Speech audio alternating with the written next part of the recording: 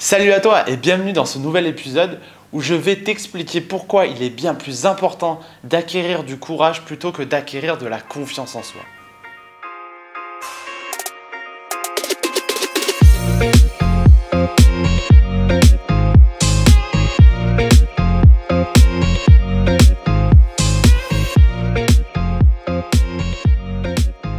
Alors cet épisode, j'avais envie de le faire depuis un moment et là je me lance parce que vraiment il y a plein de situations au quotidien qui me le rappellent et surtout des gens qui viennent me voir en coaching qui me rappellent cette notion-là.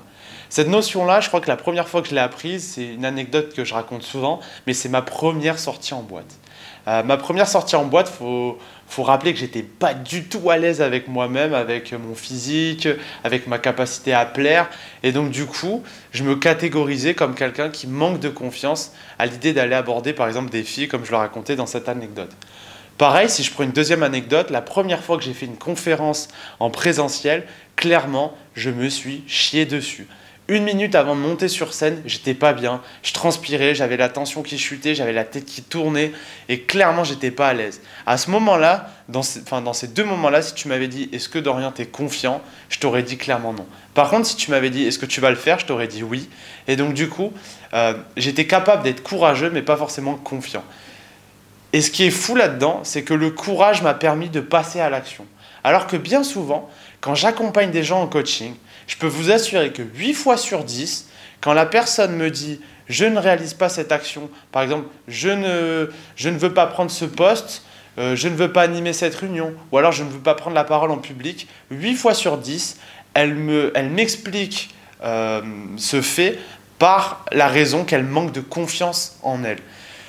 Et quand je suis confronté à ça, ce que j'aime bien demander à la personne, c'est « mais ok, d'accord, tu manques de confiance en toi, mais c'est quoi qui te permettrait d'avoir plus confiance en toi ?» Et là, du coup, la personne, elle commence à rentrer dans un raisonnement où elle n'est plus... C'est plus une notion abstraite, la confiance en soi, ça devient de plus en plus précis.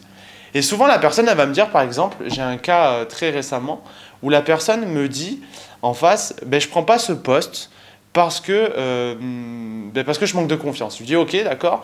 Et si demain tu étais plus confiante, qu'est-ce que tu fais de différent d'aujourd'hui?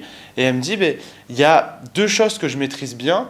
C'est par exemple la réglementation liée à mon travail. Je dis ok.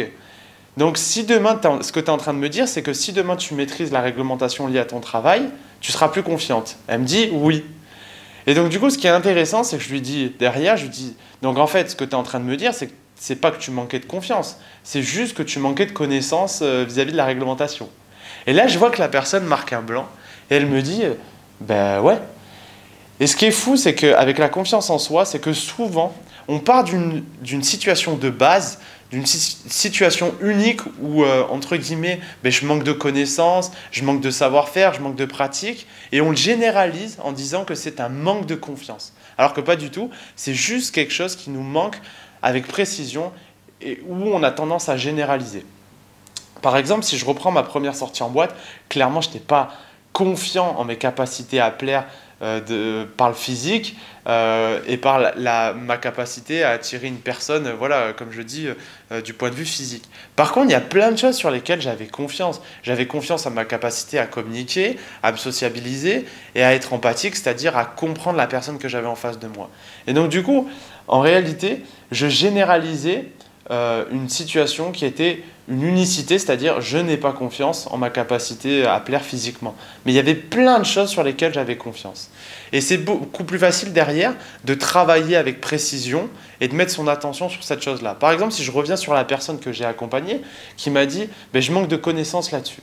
Je lui ai dit « ok, maintenant dis-moi qu'est-ce que tu peux faire et mettre en place dans ton quotidien, dans les prochains jours, prochaines semaines, prochains mois, qui vont te permettre d'acquérir de la connaissance dans le domaine juridique de ton travail. » Et donc, elle m'a cité plein de trucs qu'elle pouvait mettre en place. Et là, du coup, ce qui est fou, c'est qu'en étant précis, c'est beaucoup plus facile pour toi d'aller travailler cette chose-là et de pouvoir derrière passer à l'action, puisque ton cerveau pourra se focaliser sur une chose à la fois et pas sur je vais travailler ma confiance au sens large, qui est un sujet qui est ultra subjectif et qui est complètement flou quand on y réfléchit. Et donc voilà, c'est vraiment mon conseil du jour.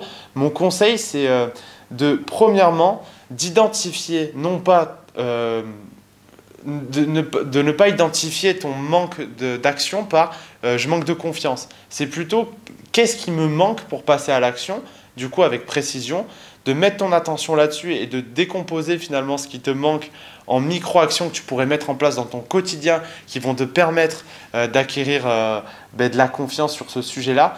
Et tu vas voir ce qui est fascinant avec ce sujet, c'est que tu vas observer le processus suivant. Quand tu vas identifier avec précision ce qui te manque pour gagner en confiance, du coup, ça va te permettre de passer beaucoup plus vite à l'action. Pourquoi?